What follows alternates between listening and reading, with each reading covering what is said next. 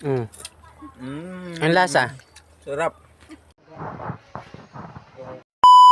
So ayun mga bishi, meron na kaming ubod ng saging. So ngayon, ang sabi dun sa video, hatiin daw muna ito. Gagayatin siya into bite size. Ayan, okay na to. Tapos kapag nahati mo ng ganito, tatanggalin mo lang yung unahan niya. Ito.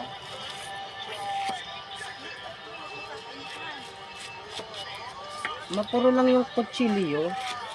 Pero, kaya na yan. Ayan. Pag natanggal mo yung ano, ito din kabilang ito.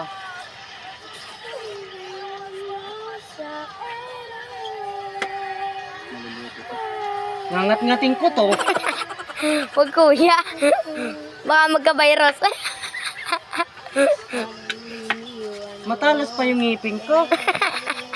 Sorry ba? Makabili nga. Sino kaya magandang bilhin? Aldos or Olos? Aldos. Aldos na lang. Yung ganito lang ang kailangan natin, yung butas-butas. Ilalagay natin siya dito sa tubig para daw hindi siya mangitim. Yun. Ganito bishi, oh. Ganyan. Yung kailangan lang natin itong ganitong For Aldos, okay ka to.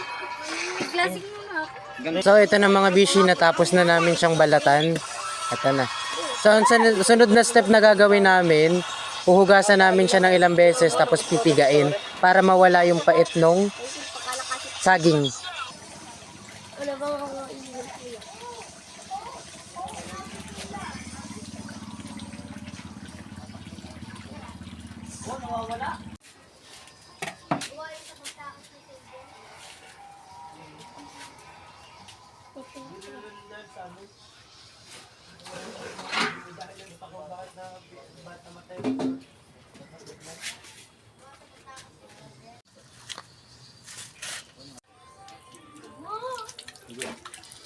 Ay ako.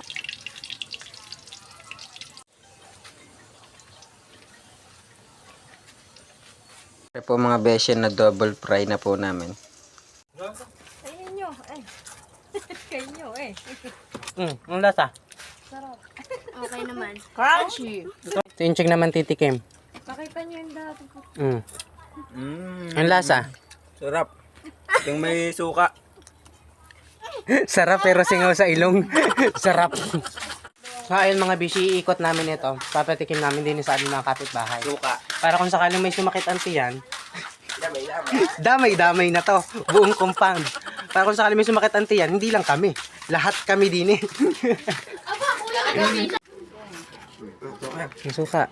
Yung malutong kasi. Lagi mo papa, patikim mo. May! Yung malutong. May! Ang lasa. May kataman mo. Ang sarap. Ang sarap pero may balat pa ah. Mag parang labas sa ilong. Ang sarap.